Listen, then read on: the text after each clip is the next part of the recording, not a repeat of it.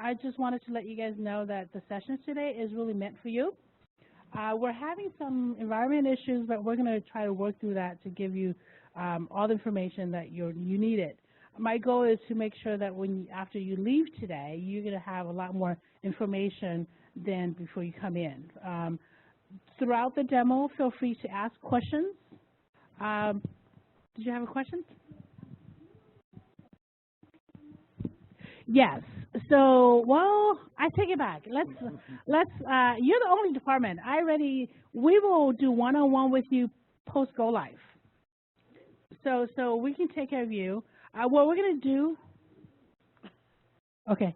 So what we're going to do is that we are going to start off with procurement contract, which is what you guys know as your 210, 213, 215, right? And that should take very long, because we're just going to show you what the contract shell looks like in FI Cal, because your 210, 213, 215 still your legal documents. Basically, once a contract is executed, we're going to show you how to transfer that information into FI Cal, because that's what SEO requires, a shell in FI Cal. And then we're going to show you how to encumber the fund from that contract, because in today's world, your encumbrance document is your 215. We don't have a 215 tied to procurement contract in FI Cal. So Connor's going to go into how that piece is going to come into play. And then we're going to go into PCAR, and we're going to show you how you're going to reconcile, or how you're going to reconcile without a PO or with PO. And then at the same time, we're doing your conversion for you for your cardholder, but post-go live, you are responsible to maintain those accounts. So we're going to show you how that portion or how that piece is also maintained in FI Cal. With having said that, my name is May. I'm the on-site support manager, and my team has been newly formed. We have been providing support for all the departments are currently in FI Cal since April of 2017. We will be the group that will be working with you post-go live, right? So you have been working with business team on onboarding. Once you go live, we're going to be there to help you. I believe there should be some communication about how you request user support setup, user support sessions here, where you will bring your real work and we will work through those work with you. Actually show you how to translate, how to transact, how to look at your original documents, and how to get those information into FI Cal. With that, I'd like to introduce my staff. So Connor Bakken, he's the one who's going to do the demo today. I have Camille Holloway, she's one of my staff, and I have Nadini Kavaskar from one of my team. She's new, she's been here about 2 months. So I just wanted to let you guys know that we do feel your anxiety, but know that we're going to be there with you, because Camille, you guys know I stole Camille from Parks, and then I stole Connor from Social Services. So with the, what makes it really exciting is that they have the departmental background to know what the user goes through. So my message to you is, I know that there's a lot of anxiety out there, but you know what, we're going to be with you on day one, and we will help you, because the last thing that we want to do is not help you and your payment, your vendors does not get, pay, you can't process your purchase. So with that, keep in mind that we're here for you. I believe Anthony is from the training team. He may have some information on the training piece, because I know that go live is, 12 days away? And for those that either are core users, the expectation is that you have gone through your training. So I'm going to let him talk to you about that.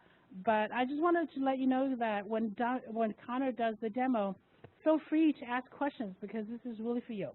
The more questions you ask, the more we can explain in details. This may be the first time that you've seen the system, so don't be afraid to ask questions. Thank you, Maylee. Good morning, everybody. Happy Hawaiian Shirt Friday. All right. Thank you for the reference to the University of FI Cal. How many of you actively signed in to the University of FI Cal and began? And how many of you completed the training already for your roles? Quite a few, right? So you probably know that it really is the foundational layer of a training process. Training is not just a one-time event, logging in, taking a class, completing it, and it's over. It's a long-term process. The application of what you learned is ongoing. And so the information that's being presented today by these subject matter experts is really going to fill in the gaps, things that you may have wondered about. We encourage you to ask those types of questions here, to stay engaged, to take notes. There's a lot of information that's going to be presented. This is the stuff that you'll say after go live, hey, I wish I would have asked that question. Take advantage of it. These folks are the experts. Like Maylee said, they've been through this before, and we really appreciate them coming here and sharing their knowledge, their expertise. I would say in a few months after you guys go live, you're going to begin that trek of being subject matter experts in your department. So again, we appreciate you being here today. For those of you who still need to complete their training, we encourage you to do so. With that being said, does anybody have any questions for me? Just one reference to the User Support Lab that Maylee was talking about. Those actually begin July 24th, and they'll go all the way through the month of September. What we ask is that you've completed training so that when you come into those User Support Labs, we're not trying to start from day one. You have a certain level of expertise or familiarity with the system itself. But those are really opportunities, like Maylee said, to bring in real work, to have a trainer and a subject matter expert right there with you, because as she also said, this is something that's new to you. And as such, we want to get you comfortable, familiar. We want you to be happy transacting in the system. So any questions for me? All right, let's go ahead and get started.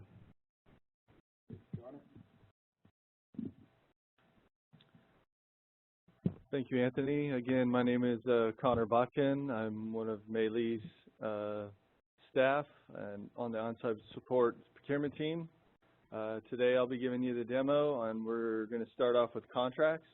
We'll start off by creating a contract in the system, and then we'll actually copy that contract into a purchase order to show you how that information flows. And then we'll also create a receipt and a voucher from that PO. So you can see from contract to voucher how all that information is integrated from module to module. And then after we do the contract portion, we'll go into P-card, we'll create a cardholder profile, and then we'll also do some reconciliation so you can see the different ways to reconcile your P-card transactions. So I also wanted to note first that I am going to be in a test environment, and as May had mentioned, it's acting a little weird today, so we'll see what we run into as we go, but it should run pretty smoothly. But it is a test environment, so my menus are going to be a little bit different than what you'll see with your roles that you'll have in production, but the navigation paths will be the same. So you'll use the same path to get to each location as I use today. I also will have to do a manual approval process in order to move from module to module, so that's a process that you won't be using in the system. You'll be using your normal approval workflow, or it'll go to your work list, and your approvals will approve your particular transactions through their work list itself. So before I start on my demo, I wanted to touch off real quick just on some resources we have on the FI Cal website. So this is fiscal.ca.gov. It's our website online, and we have a resources tab here. You can go here anytime, and you can access our frequently asked questions. We have various frequently asked questions on here. If you go to the how-to frequently asked questions, we have all kinds of different ones here that we've published, and we're continuing to work on more that we'll publish in the future. But there's one here for P-card, there's one for purchase orders. These are very helpful. Lots of questions, a lot of answers with screenshots. These areas can definitely help answer a lot of questions for you. We also have other job aids. So we have our job aids link. And there are various job aids based on module, and these will also help you navigate through whatever problems you may be having or any special situations. And we're constantly updating and publishing more as we go through.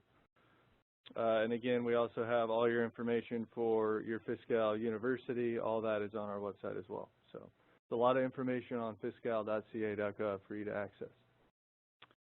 All right. So we'll go ahead and start off with a demonstration. So as I had mentioned before, we're going to create a contract in FI Cal. Contract module in FI Cal is essentially just a shell. So what you're going to do you're still going to use your current process to create your contract documents, your packet. So your 210, 213, 215, you're going to execute that exactly as you have in the past. Once you have that packet that is officially executed with all the wet signatures, once you have that complete, that's when you come into the FI Cal system and you'll upload those documents. So we will create a contract, and I will show you how we attach that procurement packet or that contract packet, and then how we can actually copy that information into our purchase order. So if we don't have any questions at this point, we'll go ahead and get started. So to navigate to our contract module, we go to our main menu here. Scroll down to Procurement Contracts, and we'll click the Add Contracts hyperlink here. Now, we first get to our Add a New Value tab here. We're going to leave all this information as it populates. So we're going to leave our set ID as state, contract ID as next. That will indicate to the system that we want the FI Cal system to generate that contract ID for us. We want to leave that as next. And we want to leave the contract process option as purchase order. It is very important you leave that as purchase order. If you change that to something else, you won't be able to create a PO from your contract. So leave that as purchase order. And then all you need to do is click the Add button. And this takes us into our main contract entry page. So you'll see our set ID is here, it says state, our contract ID is next. So once we save this document, it'll actually automatically generate that contract ID for us. Our contract status is open because we're just creating it. And then we have our contract type. So this is where we actually need to start inputting information. Most of the time in FI Cal, whenever you see a little star asterisk here, that's a required field in order to save your document. So our contract type is required. When you are in production, under this menu, you'll actually have two options. So in FI Cal, we have our little magnifying glass. If you click on that, it'll bring up a menu where you can select options for that particular field. So when you're in production, you'll have departmental or leases. In this case, we're going to create a departmental contract. So we'll just click the D for departmental. We scroll to the right here. You'll see we have version 1 because this is the first version of this contract we're creating. So if you needed to create amendments, each amendment would actually change your version to that next number. We have an approval due date. This is a date that you can fill in here as needed. It's not a required field. It won't actually expedite any approval process, but you can label it with a particular due date if you'd like. Then we also have a contract reference field. This is a field for you folks to use however you want. So if you have a legacy contracting nomenclature you use, you can use this field to populate whatever it is that you want to put in here. So that's why we recommend you leave the contract ID as next. That's a FI Cal number. Your contract reference is whatever you want to call it. You can use words, numbers, however it is that you like to do it. So this particular contract I'm going to create is a non-IT services library subscription. So I'm just going to type that in here.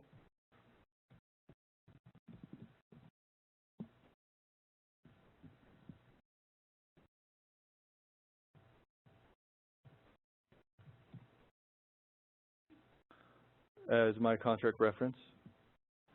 Next thing we'll do is we'll move down here to our administrator buyer. So this is the contract buyer. So in this case, I'm going to type in my user ID. You could also search by the description, which would be your name. Click look up. I'm going to select myself. So then it populates my buyer information. Then I'll continue to scroll down here. So now we get into what we call the contract header information. So we're going to input, you see we have our asterisks here. We need to populate our acquisition type. So I'm going to do non-IT services. When we select non-IT services, we also need to populate our acquisition subtype. So in this case,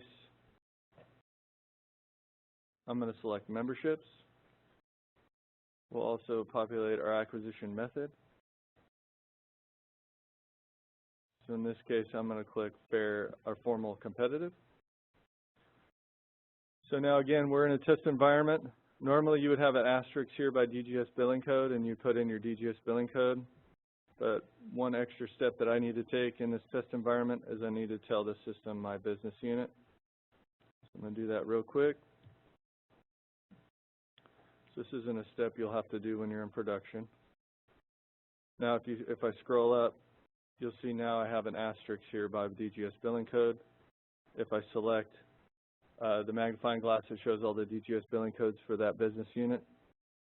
So I'm going to select the first one here. The next thing we do is we want to populate our supplier information. So in this case, I'm going to search for the supplier by name 1. I'm going to select contains in the drop-down menu, and that will actually search for any word that I type in, anything that contains that word that I would populate here. So I'm going to type in library, and then just click enter. And now this brings up all suppliers with the name library in there. And I'm going to pick $49.99 here. So then the system automatically populates the supplier ID number for me. It has all the information it puts in. You'll notice we have a number of hyperlinks here. I'm going to continue to fill out this form, and then we'll come back and touch on the hyperlinks here in a minute. So we're going to scroll down. We have our begin date. This is where we're going to put in when the contract began. So in this example, we'll say that the contract began on April 1st of this year. And we'll say that it's a multi-year contract, and it's going to expire on June 30th of 2020. So we're going to cross a couple of different fiscal years. We also have a renewal date here that we can populate. It's not a required field, but if you wanted to send any kind of notifications to the contract buyer that this contract is due to expire in the future, this date you could set up to where they would get a notification to renew it or take any action that they needed. So we'll just say January 1st of 2020, so 6 months before this contract is due to expire, we'll set up a notification to where the buyer will get it, will know that this will be expiring soon and if it needs to be renewed. The next required field here is our description. For this example, I'm just going to use the same description here as in my contract reference. And that is a required field, and it's open to whatever description you want to put in there. Continue to scroll down. Now you'll see here we have amount summary. So this is the amount for the entire contract across all years that this contract covers. So we'll say in this example that this covers 100, the total contract cost is 100,000. So over the 2 years and 3 months, it's a $100,000 contract. So we'll continue to scroll down here. A new feature that they've added in the system is we have our car reporting. This is a required field. In this case, I'm going to click no, but if you had some car reportability that you wanted to include on here, you would select yes.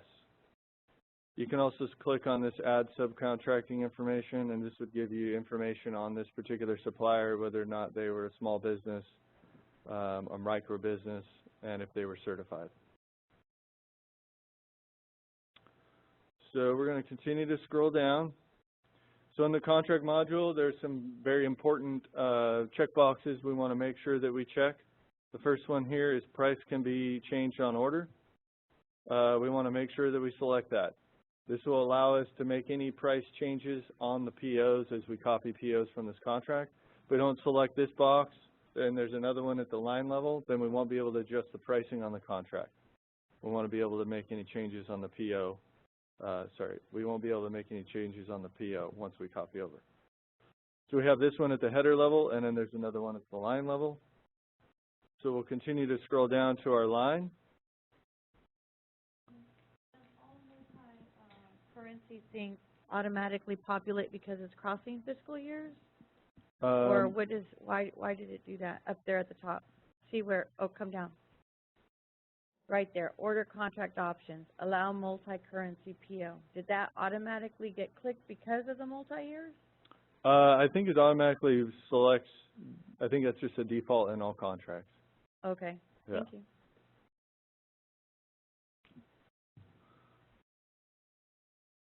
So now we're going to scroll down to our lines.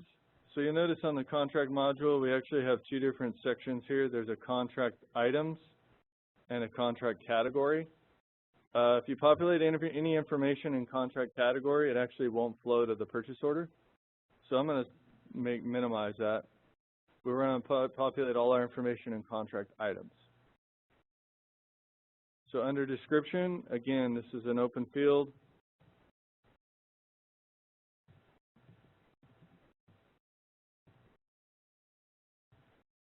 You can populate whatever information it is that you want to put in here, and if I click this little arrow, it'll expand that box, and you have, I believe it's 254 characters you can populate in there. So you can add all kinds of different information, the fiscal years, whatever it is, information you want to populate in that description there. So the next field we're going to touch on here is our unit of measure. So if I click this magnifying glass, we get into our unit of measure menu. There's 119 units of measure in the FI Cal system. Again, we can use our search criteria here to narrow it down. If we go to description and we do contains, and I'm going to type in month, it'll bring up all the different month units of measure. I'm just going to select basic month. And I'm picking month because we're anticipating that we will be invoiced on against our POs monthly for this subscription. So that's the unit of measure that I'm using. Next is our contract base price. You do not want to leave it at 0. If you leave it at 0, you won't be able to change that price. So what we usually recommend is that you just put in the maximum amount. This will be a field that we can edit on the purchase order. So I'm going to put in the 100,000. Where it has to add the fabric for the recycling, will that automatically, do you have to do anything like if you were doing line item goods that were reportable for the fabric? Do you have to click that, or will it automatically just report those amounts? You would have to click this and then actually report all that information in here. You would record it in this. Okay, thank you. There's also ways to, you can also add that information on the purchase order if you needed to as well. So.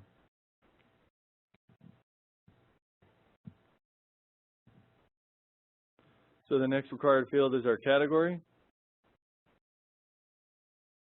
So again, I'm going to go to contains for description. The category is our UNSPC code. There's many, many UNSPC codes within the FI Cal system. If you know the number itself, you can type that number in. But if you don't know the number and you want to search by description, contains, and then we're going to type in, again, library. And then we're going to click on library and document services. So we have a few other fields here, but we're not going to populate those. One is align comments. So you can add in comments at this particular line if you wanted to. You can make price adjustments, and you can also add in your distribution chart fields.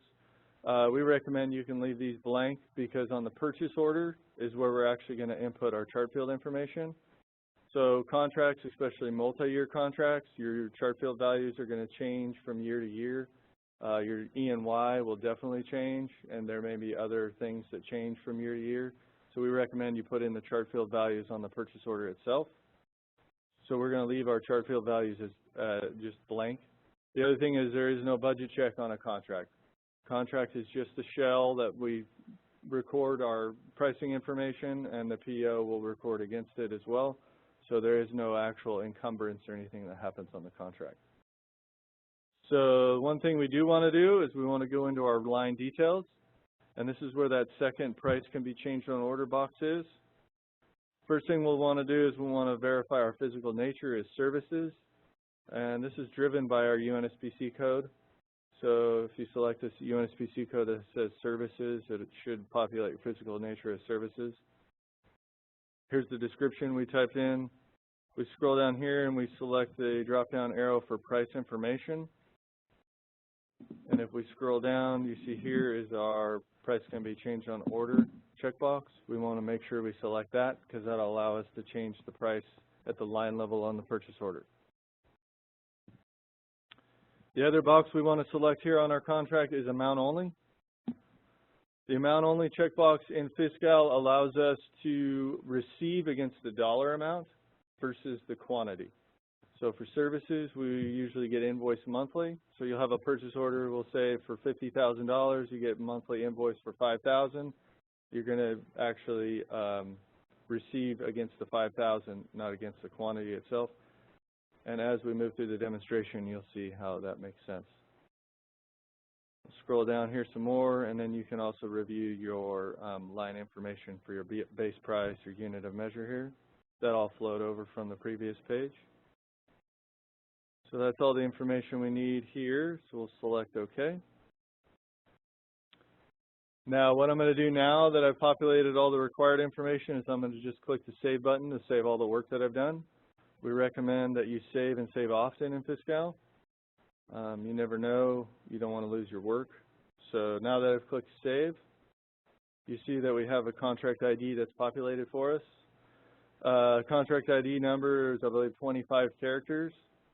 Good news is you just need to remember the last major characters that denote your contract ID number. The other reason why this is so long is because the contract numbers are statewide numbers. So you created a departmental contract, but the contract ID is shared amongst all agencies within the state of California.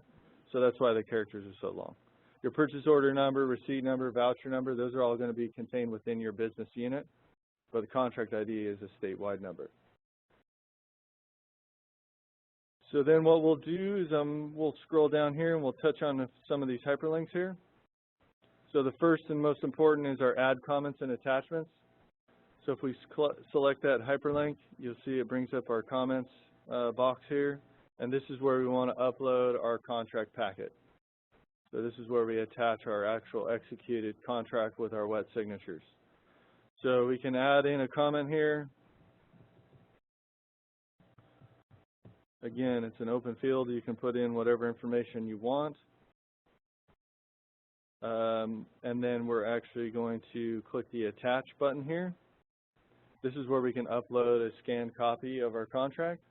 So if we go to Browse, and then I have an official executed contract demonstration here, and then we click the Upload button, and now it's uploaded that contract into the system here. Now, there's a couple important checkboxes in our comments field here. So the first here is copy to purchase order. So if you want any of this information to actually copy over to the purchase order when you create it, you want to make sure you select this copy to purchase order checkbox. If that's not selected, then these comments and attachments won't flow over to the purchase order. The other thing is we want to select the send to supplier because that will automatically check that box for any comments that you want to send to the supplier on the purchase order itself. So I'll select those boxes and you see how it looks on the contract. We have a question in the back. So we are new to FI Cal. So when you're doing this portion, are you uploading a master contract that's a PO is coming off of a master contract? Yes. So this is the main contract. You're creating a master contract, or you're creating a purchase order off of a master? This is creating the contract shell in the system, and then we're going to create a purchase order from this contract. So where are you getting you have an executed contract is what you're saying? Right. So you've already gone out of the system, you've executed your contract. So it's a signed contract agreement with the supplier, and we're uploading that into the system, and then we're going to actually create purchase orders. Okay. To add to that, like say if you're creating a departmental contract off of a CMAS agreement, then if the user instruction says you have to have a 213, then you do a 213, execute that through your internal process, and you take that 213 and you transfer the information into this shell. Hi, I'm sorry. I'm with the Judicial Council, and I'll just say I don't understand any of those form numbers because we don't use any of those same numbers. But I think what we're trying to get from this is we use iProcurement, an Oracle platform. We would issue, you know, some fields, populate stuff. It would go to our contracts team in San Francisco. They would take the contract, go get it executed with the vendor, bring it back and give us fully executed contracts. So I'm assuming that this is a department process that we need to work out. Is that correct? I mean, who do we reference to say, like, where's our master agreement coming from so that we can upload it into this contract shell? Right, so it sounds like you probably continue with your current business process, and whoever actually executes the contract would still continue to do that. Then once you have that fully executed contract with the signed wet signatures and everything, then you come in here and you create the contract in, again, it's just a contract shell. It's a means to hold those documents and track the money against that contract. And then we'll create the purchase order from there. So basically this starts once your contract is official.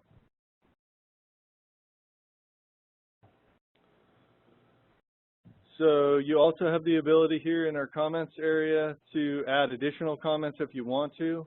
So anytime in the FI Cal system you see a little blue plus symbol, that allows you to add additional fields of whatever it is that's in here. So for instance, in this case, we're in comments. If we hit the blue plus symbol, then it adds another comment here for us. So we can add in any additional comments. You can upload additional documents, whatever it is that you need. You'll see we have 2 of 2. If I click the view all, we have our initial comment here with our contract and then our second comment. In this case, I'll just leave that one. So we've added our comments and packets. Oh, we have another question. You were finishing on the click the purchase order and then to the vendor, and then question came up. So are all those boxes, the rest of them aren't? Right. Show a voucher or show a receipt aren't? So these 2 check boxes, they're actually, you won't use those. Those are delivered functionality that actually, that information won't flow. So the send to supplier, that'll basically populate whatever comment or attachment. It'll populate on the purchase order itself. And copy to purchase order will, if you don't check that box in the contract module, none of this information will flow to the actual purchase order. So in the contract module, you want to make sure you select anything you want to flow to the PO on contract, copy to purchase order. The send to supplier, you can add that on the PO if you want to as well.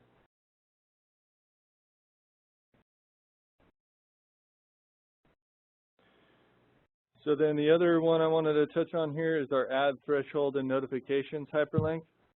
So if I select that, if you remember before we had a expiration date or a renewal date that we put in. So if we go into date notifications, we have a renewal date here. So if we continue to scroll down, we can assign a notification to a specific user that renewal date has come and that you should look into the contract if you want to. So for instance, this is 6 months before the contract expires. If I want to send a renewal communication to myself that my contract's due to expire in 6 months, I would just populate my user ID here.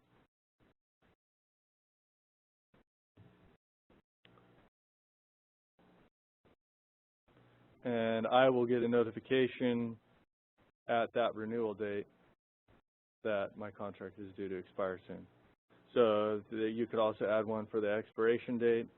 There's also a section here for maximum amounts, spending thresholds, so you can add in notifications based on those dollar amounts. So you get notifications that say, hey, your contract is 25% from being completely spent, you know, just to give yourself notifications so you know how things are going. We have another question here. So the question was, can anybody be notified? If they are a FI Cal user in the system and they have a user ID, then you can add them to the list, yes. Okay, they have to be a FI Cal user. They have to be a FI Cal user, yes. So one thing I will note for anybody here in the room, if you have a question, we want to make sure we speak into the microphone because we have folks online and we want them to be able to hear the question as well. So that was what I wanted to touch on in the add threshold and notification section there. So I'm going to click save one more time.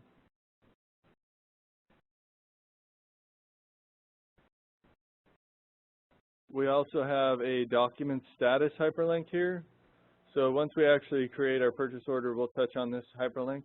But this is a handy hyperlink where you can go in and see all the documents that are associated with the contract. And it shows you a list of all those documents. There's also areas here where you can add reportable attachments. The reportable attachments would stay here in the contract. They wouldn't actually flow anywhere else. They won't flow to the purchase order. So if you want any attachments to flow to the purchase order, you want to make sure you add those in the view condiments and attachments. All right. So now we've completed our contract for this demonstration. I've clicked Save. So now I'm going to submit it for approval. To do that, we just click the Submit for Approval button here. When you ask the FI Cal system to do things, you'll see it had that little box with the little circle that moves around. That's when the system is thinking.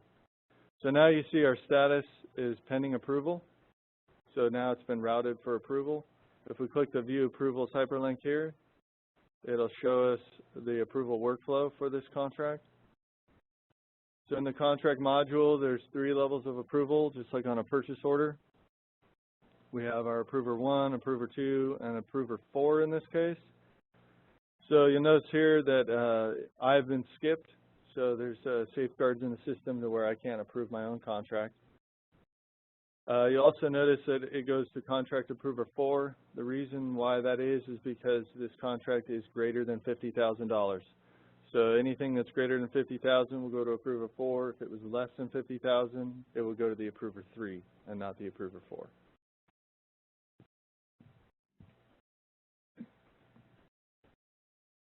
We're a very small agency. We don't have 4 approvers. We don't even have 3 approvers. Are we? I don't have the person here who set up all of the assignments. Mm-hmm. Is it possible we only have 1 approver? That is a possibility. So okay. You can have 1 person that's an approver 1, 2, 3, and 4. Oh, okay. It just depends on what obviously your business situation is. Right. Now, if you had all those roles and you approved at level 1, it'll auto-approve at the rest of the levels. Okay. So you don't have to go in and approve it 4 times. Right. The system knows, hey, you're the only one. But as the contract, the person who enters it, I can't approve my own contract. Correct. Okay. Yeah. So somebody will have to verify that information. Okay, I think you might have answered part of it. So the approvers are preset to, like your name, you have a list of approvers that are going to approve based on the threshold. Right. So the way that FI Cal is set up is you have 3 different criteria for approval workflow. You have your business unit, you have your acquisition type, and you have a reporting structure. So depending upon how you've set it up in the system, that's how it routes. So well, in contracts it's a little bit different because we don't add a reporting structure, but you have your acquisition type. So for non-IT services, you're going to designate certain approvers that will approve those particular contracts, and then you also designate them at certain levels. So there may be 1 person, depending upon how big you are, or maybe 1 person that has all acquisition types, all approval levels, or you may break it up depending upon how you're set up. I think you kind of answered my question too, but I was wondering, since we're like a tier 3 and our purchasing authority is $100,000, do we set that up then? Where like the different approvers, you said 50,000, but since ours is 100,000, we build that pretty much, like how many different approvers are going to be required after the 100,000 or within that dollar amount. Is that right? Yeah. So I mean, you're going to designate what approvers you want at certain levels. So if yours is 100,000, then you may not use the 3 as much, but it's going to depend on how you set that up. So the FI Cal system is set up where you have to have 3 approvers. You can't have less than 3 on contracts and POs. So you will definitely have to have 3 approvers, and whatever your internal business process is for those limits. Approver 3 is set up in the system to be 50,000 or less. Approver 4 is 50,000 or above. And those are system hard stops. Any other questions on that? All right, so our contract has been submitted for approval. So now I'm going to go in and I'm going to do a manual process to approve the contract. Again, at this point, once I click submit approval, it would get routed to that approver one, all the approver ones in the system or that are set up for your business unit, and it would show up in their work list. They would go into their work list and approve it from there. So I'm going to do a manual process, and again, this won't be something that you'll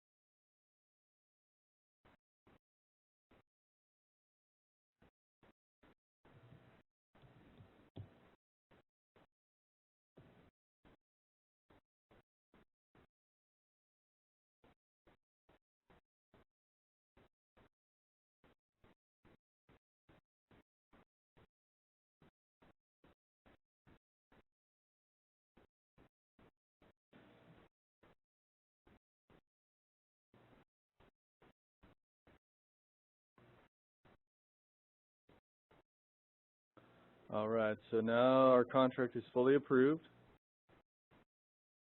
So I'm going to go back to my contract real quick.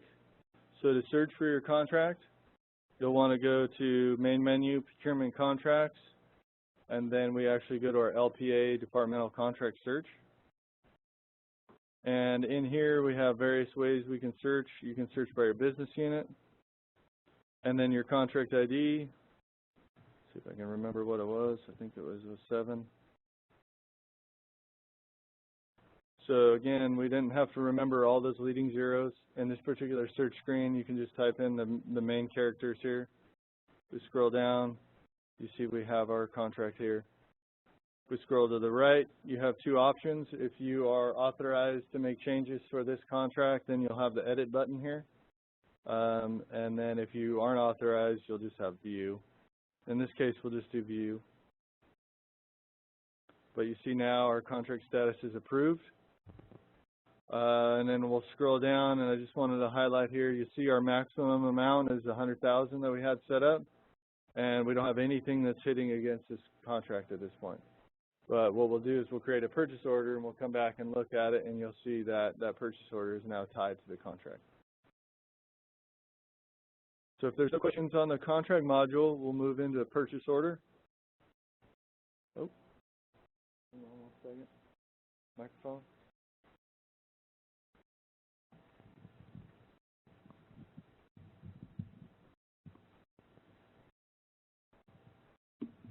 Will we get a notification that the contract's been approved? Yes. By email or? Okay. Yes. Yeah. Okay. So we don't have to just keep going back on right. Okay. So you'll get an email from the system that says your contract is now fully approved. And also the approvers, when it's submitted for approval, if you're approver one, they get an email notification that says this contract number is ready for approval. Just to confirm, if we're doing manual conversions for PO contracts, and let's just say we're in the second year of a 3 or 4 year contract, and we go in and create this contract shell for the 18-19 fiscal year, we're only going to enter the information for the contract from 18-19 forward. We're not going to include any of the prior years. Correct, yes, because you've already paid against those. Those are already complete. So you're just going to do the remaining balance. Thank you. We had another question back here.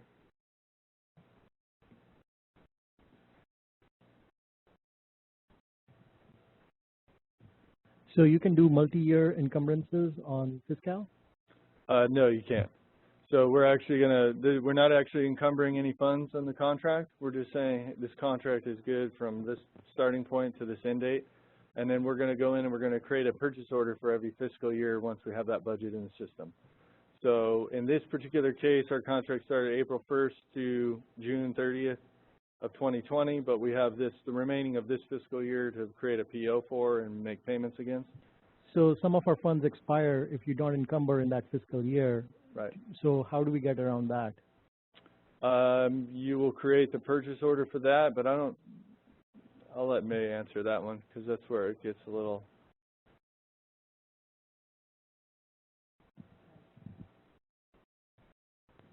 So in most cases, you have 1 year to encumber and 2 years to liquidate, unless it's federal fund, right?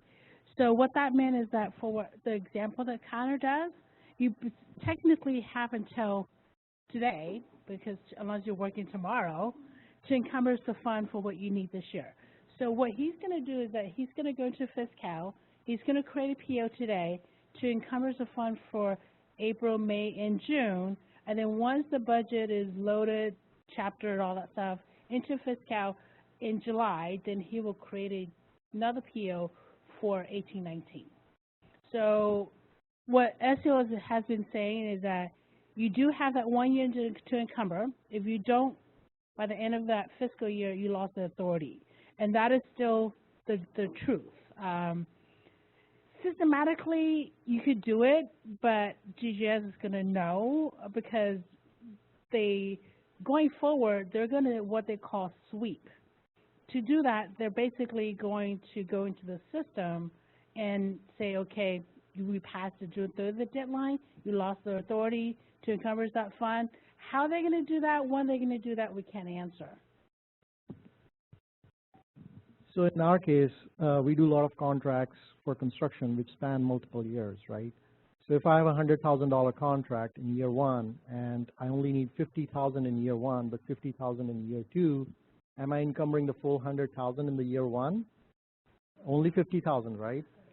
So what happens to the remaining 50 because that's not encumbered, so it's going to get swept away? No. So you have to remember the contract contains your term, right? And your total contract, awarded contract amount. So what Connor has on his PO contract is $100,000. Let's just say that this is a 2 year, the same example. He's going to create a PO for the first year for what he needs. And then he's going to pay against that because once you encumber that, you have 2 years to liquidate, right? And then when the second year comes around, then he has the ability to go ahead and create another PO and use the remaining balance. So when he takes you through the whole process, you'll see what it does under the account summary tab. As you create a PO against that total contract amount, it's going to start taking the amount and it's going to tell you what your remaining balance, your remaining total amount is. The reason why we recommend that you do put in that maximum amount in that field is because if you don't, the system is not going to know that it needs to stop at 100. So what that does is that on the PO side, you could inadvertently turn that 100 to $1 million because you didn't tell the system to stop. But in this case, it's going to stop you from creating a PO once you max out your total amount, and that's why we recommend that even though it's not required, that's where you put it. Now, if you happen to create a PO off of this contract and you went ahead and encumbered the full $100,000, you basically just inadvertently use money that you don't have no authority to because you only allocate $150,000 for this year. You would have to wait till the next budget to be loaded and acted and approved before you can actually encumber the other 50. So I'm not sure you answered my question because my question was, if I have a $100,000 contract, I'm encumbering in year one $50,000. My authority is to encumber the whole amount in the first fiscal year, or I lose the authority on that fund. Year two, do I still have the authority to encumber additional 50 or no? No, because basically I don't do budget. Just keep in mind that we're procurement, right? So to answer your question, you may award $100,000 to your supplier on your contract, but you can only encumber what you have in that first year because you already were giving the authority to that appropriation. You may have allocated for the following year, but as far as chart field is concerned, we're talking about system, right? We're talking about navigation system. You would not be able to create a PO today for 18-19. See, that's a little different than. But we only have authority on the first year to encumber the whole amount and then spend it over the 2 years. We don't have the authority next year to use an encumbrance. So that means whatever we have in the first year, we leave, and the remaining amount reverts back. My construction projects, if it is a 100,000, just a short example, but typically they're larger, right? So my question to you is that the $100,000 that you awarded to that construction contract, is that money coming from this fiscal year? Yes. Okay, This fiscal if year. that is the case, then yes, you would encumber the whole amount because you're using this year's fiscal funding. Well, what we're talking about is referencing a contract that crossed over multiple fiscal year where you only have the authority to encumber for the current year that you're in, and then you would have to wait till the next budget to encumber for the remaining. So in your case, if all your $100,000 for the next 2 years is from this fiscal year, then yes, you would encumber that full amount up front and then liquidate it as you go through the Thank you. process. Nandini.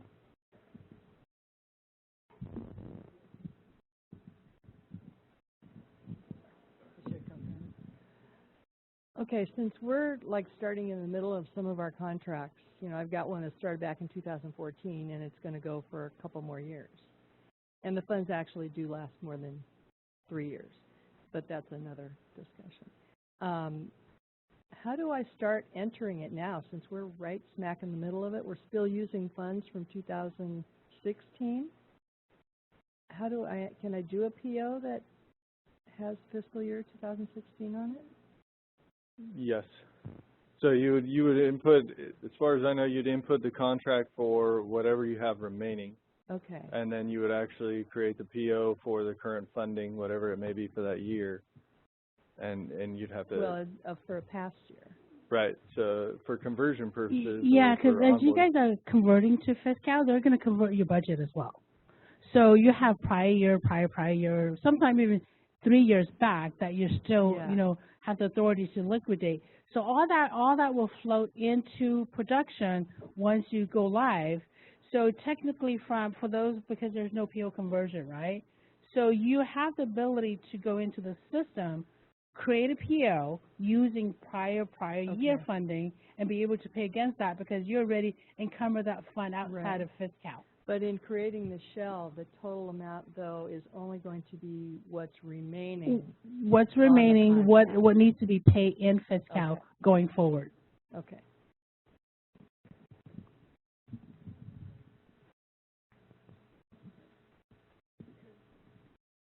Just to confirm, our department does, some of our contracts are completely front-loaded, meaning all the encumbrance. Say if you have a 3-year contract for $300,000, we'll encumber the whole $300,000 in the first year.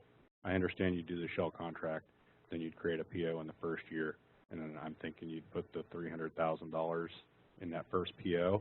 So then when you cross the other 2 fiscal years, I'm thinking that it's required you have a PO for each fiscal year, or can you just still tie off of that original one? In that case, you would just have one PO that would encumber the full amount, and then you just invoice against it for the remainder of the contract. Okay. So in the following fiscal years, you would still get your invoices, you create receipts, but it would be that one purchase order. Thank you. Same situation as you have. So we have some master contracts in which we actually don't load any dollar amounts.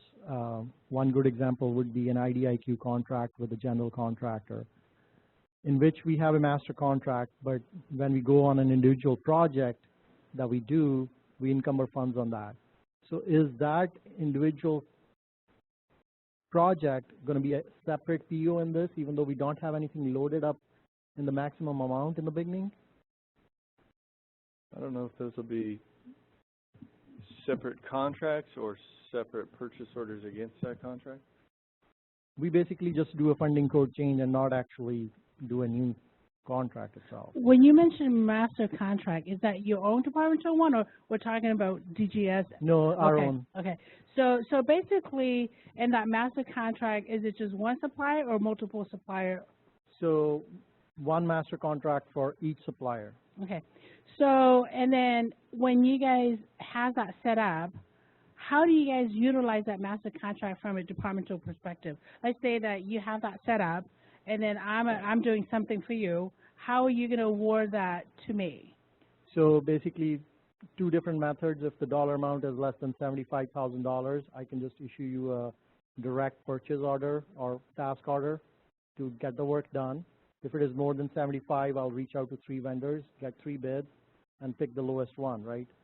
So in such a scenario, if you are the selected lowest bidder, I will issue you a basic task order saying, hey, you're ready to go, and I'll just do a funding code change in our iProcurement currently to put funds on their contract. Okay. So that might need some further discussions, but I'm going to take into account how DGS set up their master agreement, because it looks like it might be set up the same way or similar to that. So like say, for example, DGS has a master agreement today. They have a supplier that they award that contract to, and then within that one supplier, they may have authorized suppliers, right, that can also be utilized when someone's using that master agreement. The way that the system is set up is that in those cases, you will leave the maximum amount field free, blank, because you could use 100, you could go up to 1 million, right? So basically, when you don't put anything in that maximum amount field, you basically do not put a cap on how far you can take that contract to. The only time that you put in a amount of that field is you want to control that amount, because what that meant is that when you reach that amount, the system says, sorry, unless you're doing a contract amendment to add more money, you're done. So it will be similar to that. Now, the only thing that is pretty tricky is that for departments just such as this, where you have a contract, you do a supplier, and then within that contract you have authorized supplier. In that case, when you create a contract, that contract has to be tied to the supply ID that is tied to your master supply ID. However, when you create a PO, it's the same thing, right? Your supplier flows through. The only tricky part is that you're not paying that supplier that's tied to that contract. You're paying someone else who's authorized from that contract. In that case, now you have to work with SCO, Vendor Management Group, and your accounting folks so that they can go ahead. Let's just say that you're the supply ID on that contract. I'm an authorized supplier under the contract. I got to award the contract. So my department will set up the contract under your ID. PO will be under your ID. When we copy that receipt from the PO into the supply ID, it will be your ID on that contract. But they're not paying you, they're paying me.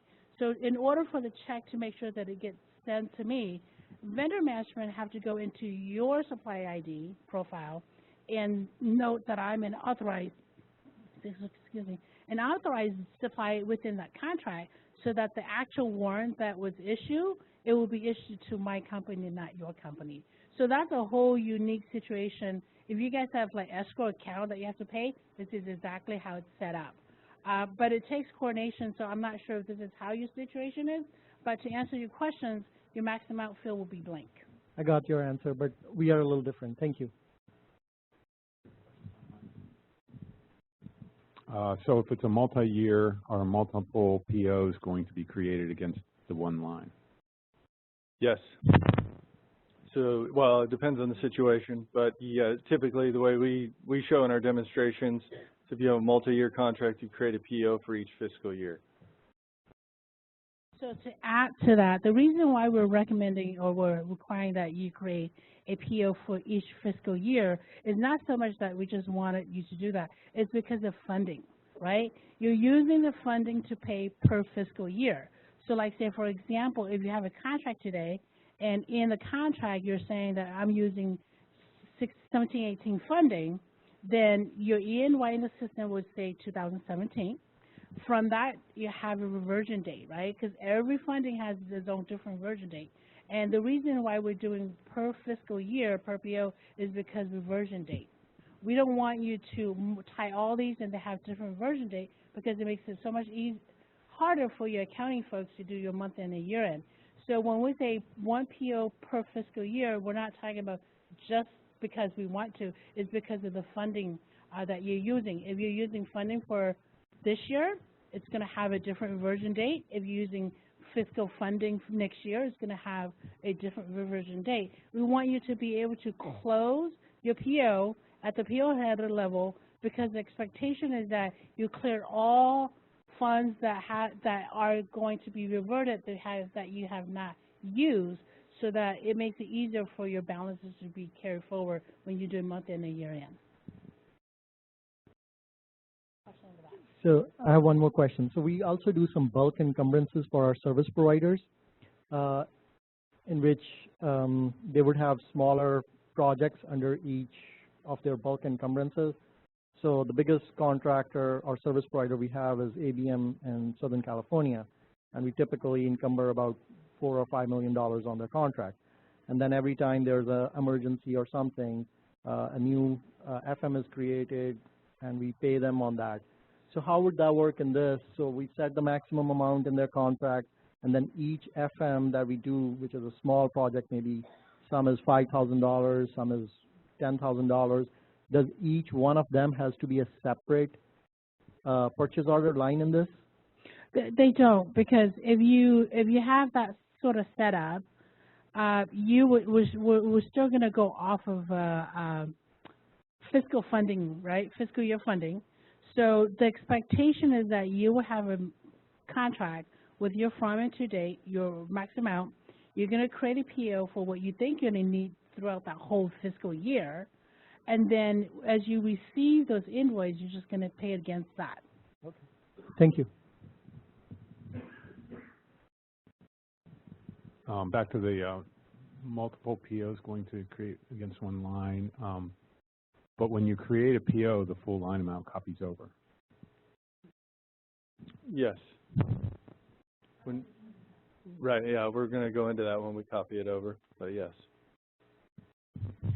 So I have a question on whether we need to do a new contract or whether the existing one that I created, I could go in and do an amendment.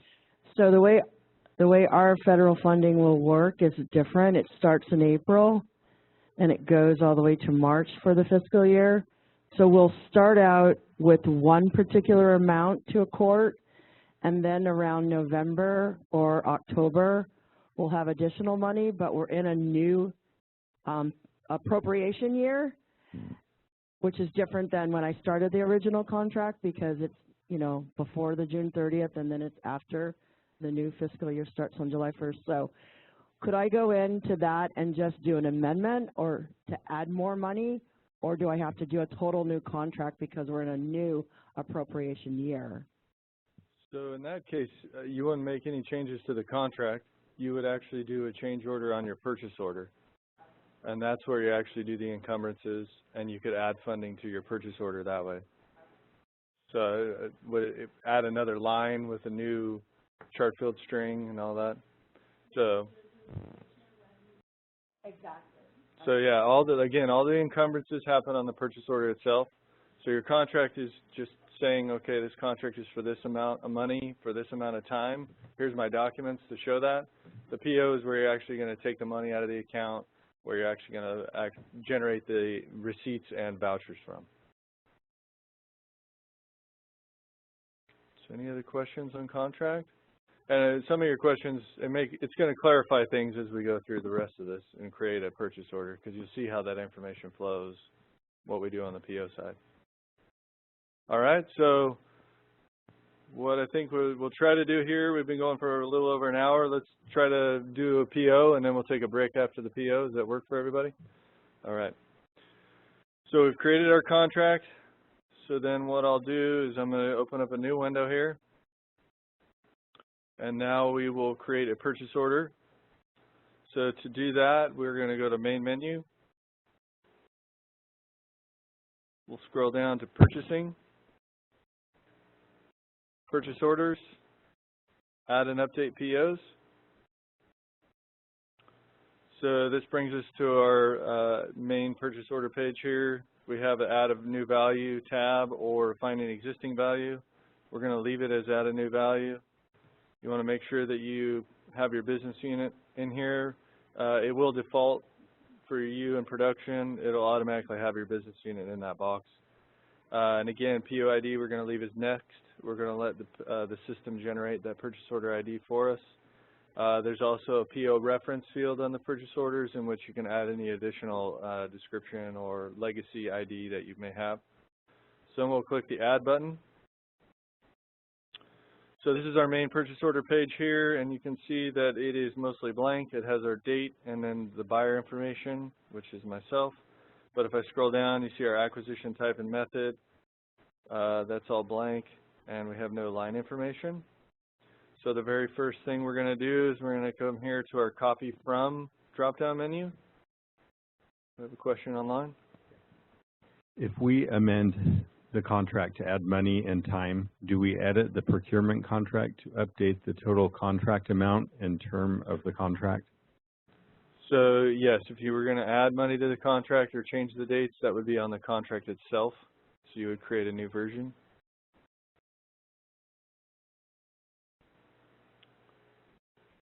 So we'll go to our copy from.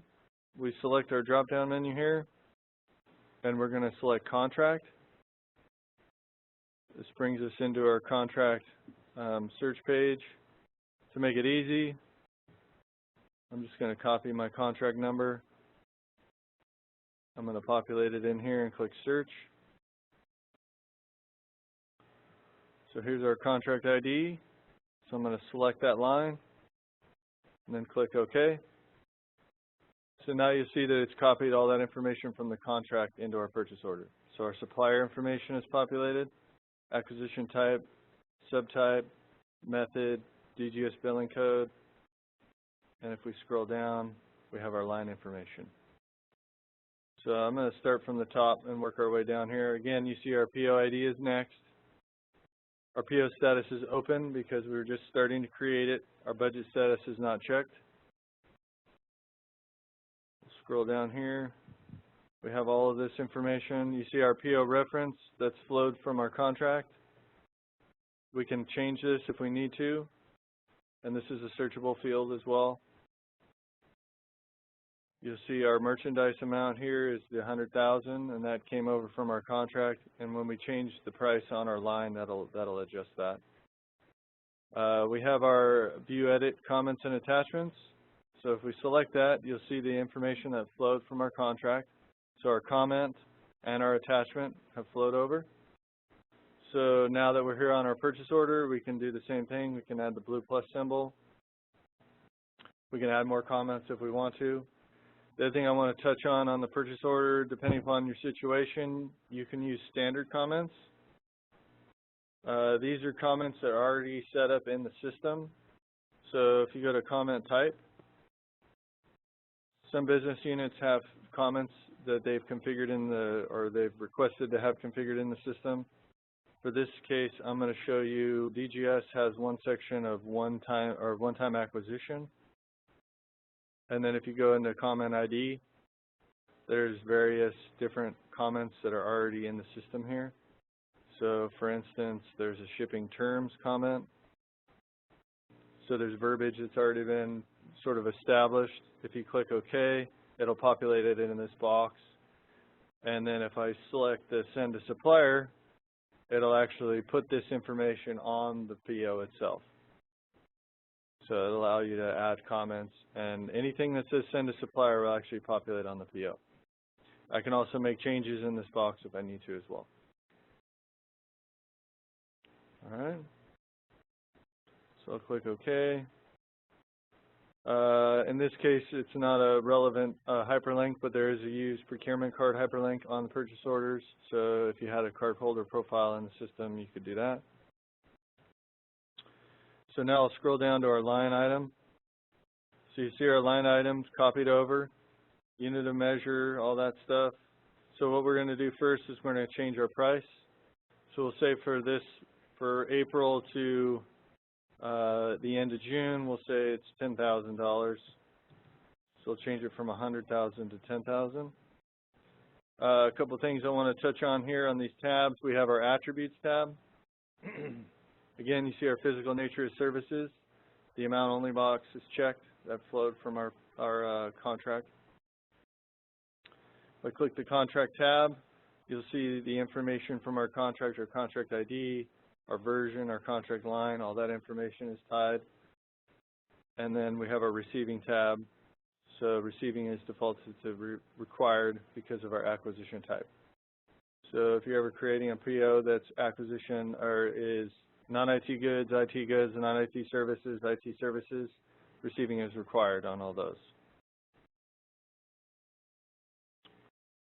So the next thing we'll do is we'll drill down into our chart fields. So if I click our schedule icon here, brings us into our line items. See we have our ship to location. We're going to leave that as is.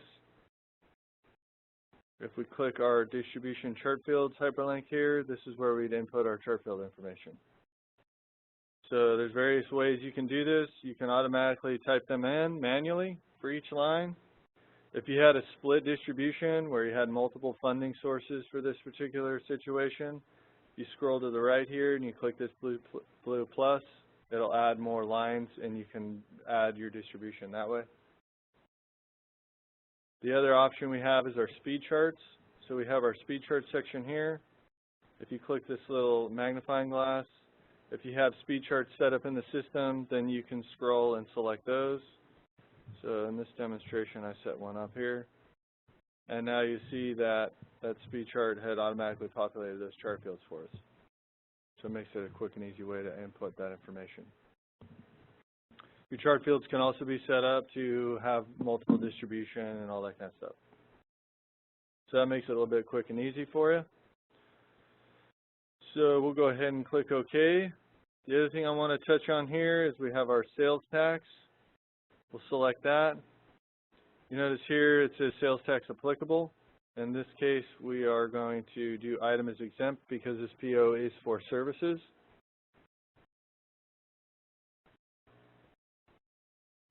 So then we'll click OK. Question? On the funding lines, if I have a purchase order, or if I create one that's got 5 lines, can I copy the funding line to each line item? Do I have that functionality to do that? So if you go into your PO defaults, PO defaults here I'll return to our main page here. If you go in here to PO defaults, this is a way you can update the chart fields for all the lines at one time, rather than putting them in individually. Does that answer your question for you? It will override, yeah, anything that's in there. And then I believe if you actually go into PO defaults before you create lines, it'll automatically populate that on those lines that you create. This is all in the purchase order. It's all in the purchase order, yeah.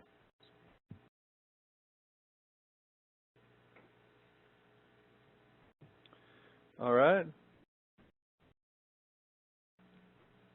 So we reviewed our chart field information. We made sure we put sales tax as exempt for our services. We reviewed all that. The other thing we have here is our car reportability. So in this case, we'll select no. So now I'm going to click save to make sure we save our purchase order. I get this warning because I adjusted the price. It's just a warning. So now you see the system has saved our purchase order. So you'll see our PO ID here, automatically generate our purchase order ID for us. So at this point, our purchase order is ready to be submitted for approval. So to submit for approval, we click this blue or this green checkbox here to submit for approval. So in the case of purchase orders, in order to dispatch your purchase order, it has to be fully approved with a valid budget check. So the first thing we'll do is we'll submit for approval. This is that same warning. So the system is submitting it for approval. You see now it's pending approval, and our budget status is not checked. If I scroll down here, I'm going to view our approvals just to show you the layout of our approval framework for purchase orders. If I scroll down, you see it's identical to our contracts. We have 3 levels of approval. Approver 1 is skipped. I'm skipped because I can't approve my own purchase order. Now, one thing to consider here, so we also have these they're green plus symbols. So if I wanted to add any ad hoc approvers into this approval workflow, this is where I can do that. So if I wanted to route it to other individuals beyond these 3, you can add them here. So that's an option for you. So then the other thing to mention is the purchase order has to be fully budget checked with a valid budget status before it can be dispatched. A lot of times your approver 2s on the PO side or somebody in the accounting office where they can validate the chart field string. So they would actually run the budget check. The buyer can also run the budget check on here. So in this case, I'm going to go ahead and just click the budget check button. So now the system is budget checking. And you'll notice that here I have no encumbrance balance at this point because the budget check hasn't completed. But once it's complete, the encumbrance balance will show here.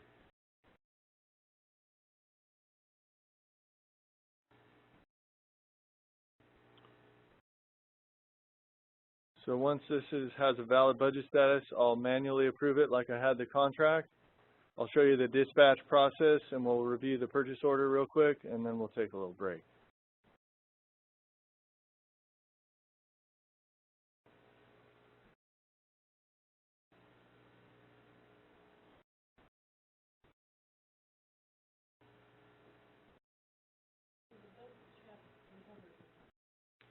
Yes, so the question was, the budget check encumbers the funds, and yes, on the purchase order, when you run budget check, that's what's actually encumbering the funds. So if I scroll down here, you'll see now we have an encumbrance balance of that total amount. And our budget status is valid. So I'm going to manually approve this real quick, just like I had before. And again, at this point, once you click that Submit for Approval button, this PO would get routed to the appropriate approvers. It would show up in their work list. They'll also get an email notification notifying them that a PO is ready for approval. But in this case, I'm going to manually approve this so we can move forward.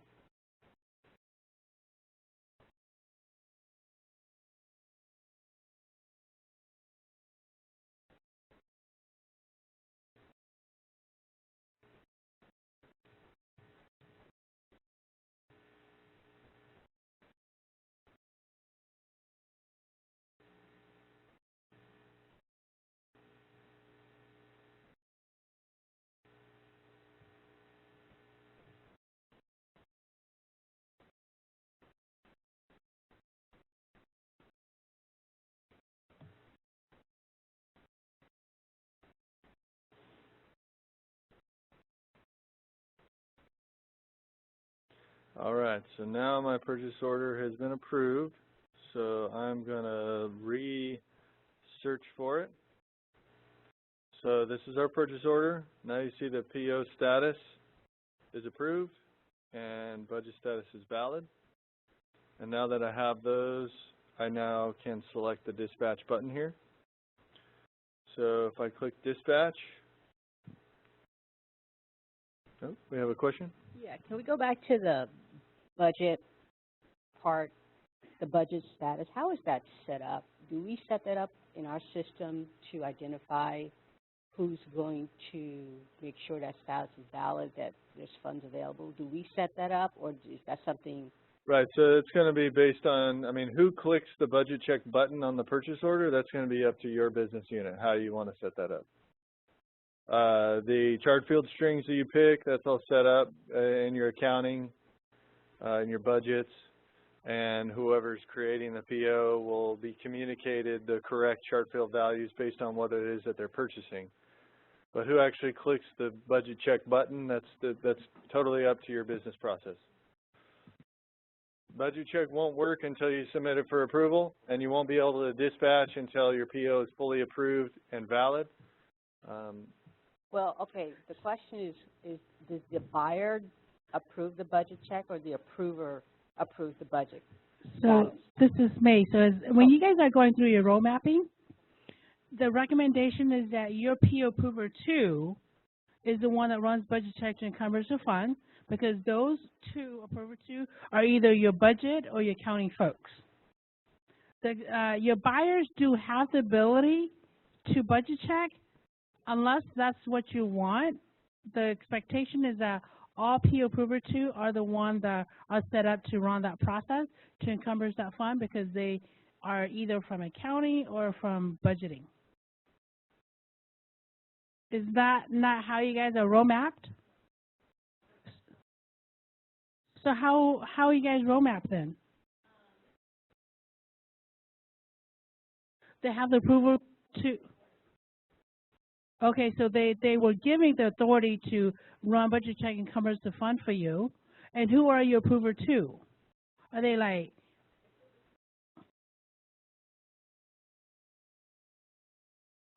Okay. So the one thing that I wanted to caution is that if they are a 1, 2, 3, and 4, because I know one of the questions up front was that you don't have enough people to fill in those slots, right? So you have 1, 2, 3, and 4, all one person. The expectation is that when they approve at level 1, let's just say that I'm 1, 2, and 3, and 4, right, PO, and my PO is for $100,000. If I'm 1, 2, 3, and 4, what I have to do is I have to approve my PO slightly out of order, because if I just go into my work list, pull up my required documentation, and I went ahead and just approve it, then what that meant is that that PO has been approved, but no one has run budget check to encumbrance the fund. If it takes you a whole month to dispatch that PO, because the one thing is that when you click that button, the system is not going to allow you to dispatch that PO unless it has a valid budget chart field. So in that case, you have to make sure that internally your PO approver 2 or 1, 1, 2, 3, actually go into the PO, view the PO, run budget check first before they approve at level 1, because the system is going to auto approve at level 1 or 2, 3, or 2 and 4. So that would be the only drawback for you guys, is that by the time the buyers get notified that the PO has been dispatched, they're going to have to go back and say, you approve it, but you didn't budget check. Do you want me to budget check, or are you going to go in and log in and budget check? The buyer's going to budget check, and our other approvals, like the budget approvals, outside of the system. Okay. They're not in our approval string. Okay. Chain. So just slightly different, just a caution that the good thing is that that buyer cannot dispatch the PO until your budget check has been encumbered, because that PDF PO you're giving to the supplier, it basically is a liquid document saying, I have the fund to pay you what I'm asking from you.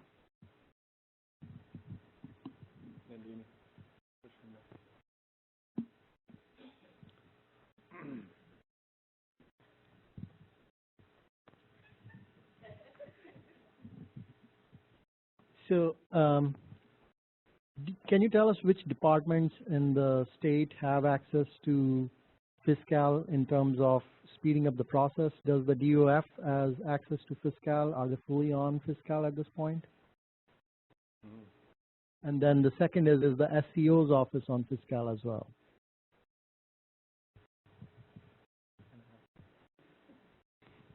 So both DOF, DOF, DGS, and SCO and STO, from a departmental operational perspective, they are live in FI. But the control functionality for SCO and STO, no, they're not in the system yet. That's why they're saying you have to give me a copy of your contract 3 weeks before your voucher hits SCO for approval. So that's why you have to attach your PDF PO to the voucher, is because the control functionality are not there yet.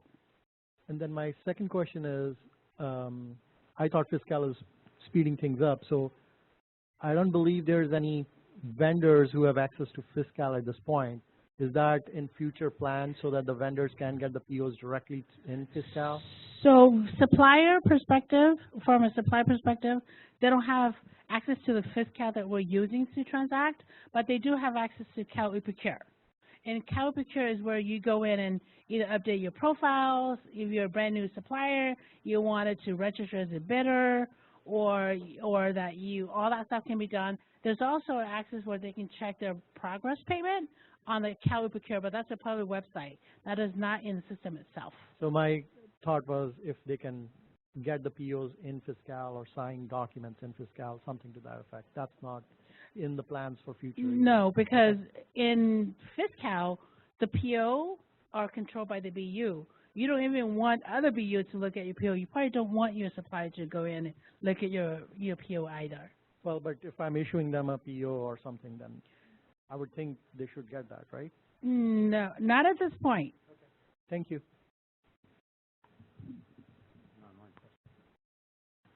I noticed there is a combo edit status on the PO. What does it mean?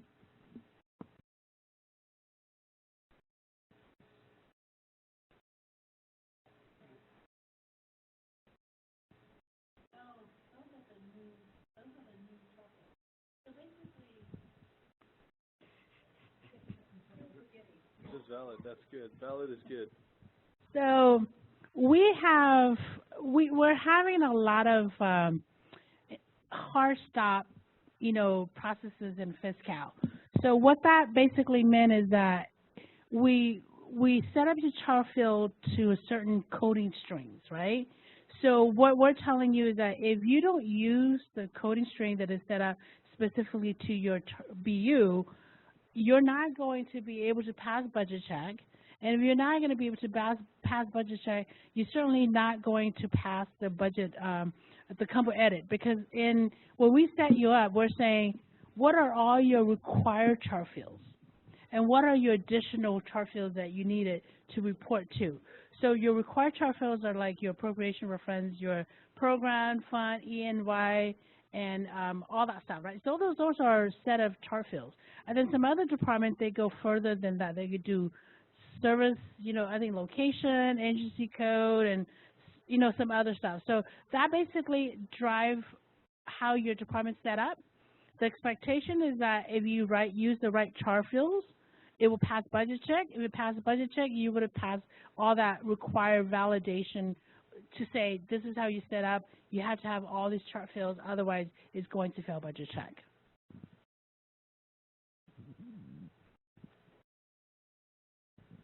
All right, so now our purchase order is approved and valid.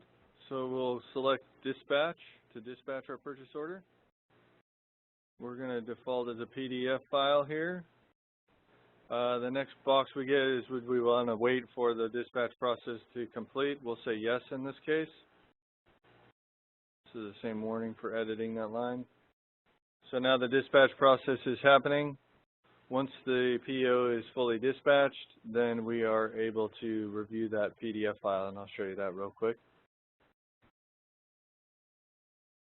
The other thing we'll touch on is document status on the PO, so you can see how that looks as well. So the other thing that I'll mention while the system is thinking, whenever it is thinking like this, we want to make sure we don't click other buttons or tell it to do other things, because it'll actually increase your chances of getting kicked out of the system. So we just let it think. And then once the process is complete in this case, it'll automatically update our PO status to dispatched. And then once it's dispatched, you'll see a little blue triangle will populate, and that is for when you need to do a change order. And that's how you would submit or initiate the change order process.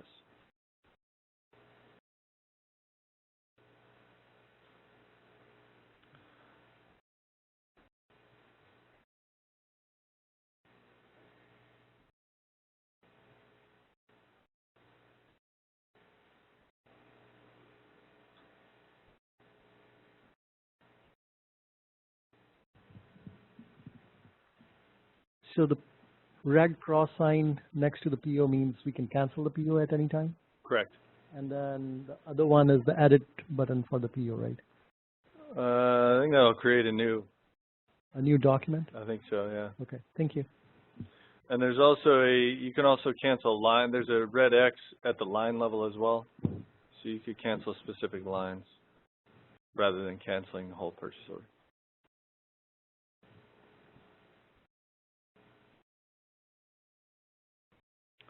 So normally, because we're in a test environment, this is taking a little bit longer. Normally, it wouldn't take this long.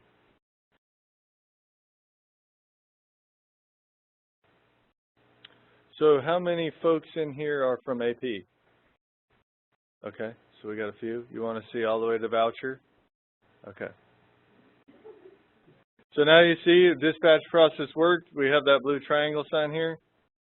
So I'm going to show you a couple more things, and then we'll take a short break. So first thing here is document status. So if you select the document status hyperlink, it'll open a new window, and it shows you various documents that are already tied to this particular module here.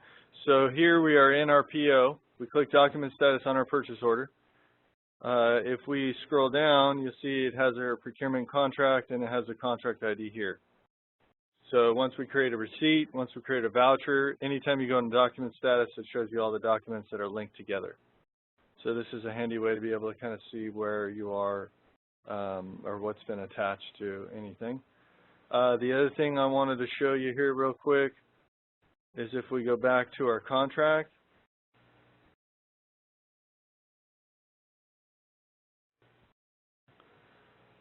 And if we view it, if we scroll down here, you see our maximum amount was $100,000, and now you see we had a line item release of $10,000 for that purchase order we created. So we have $90,000 remaining, 90% left. So you can set up thresholds like we showed before based on these releases. So in order to review or to actually access our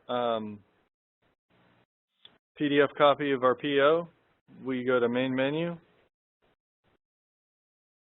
Reporting Tools, Report Manager. If you click the Administration tab, this first hyperlink here is our purchase order. So we select that, and then it brings up our PDF copy of our PO. So this is a test environment, but when you're in production, if you submitted the information, you'll have a seal of your department here. And then if we scroll down, you see we have our purchase order header information, our supplier information. Continue to scroll down, we have our line item, contract ID. This is the comment that we added. So this comments flow directly onto the purchase order. We scroll down, we also have a signature block here, so you can also have this configured to automatically populate with the signature as well. All right. So the other thing we recommend is that you save this, whether you have a common drive for your whole business unit or one specifically to your unit, however it is that you want to save these. One requirement on the voucher side is that you have a copy of the invoice and the purchase order attached to the voucher before it's submitted to SEO. They want to see that information in order to approve it. So this is where you can save a PDF copy of your PO. Okay. Another question? Where's the PO number? Like I saw a different number. Where does that show? So this is the purchase order number right here. Okay.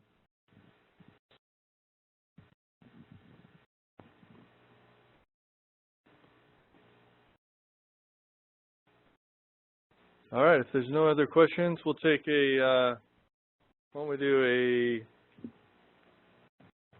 a 15-minute break? Be back at 10:23.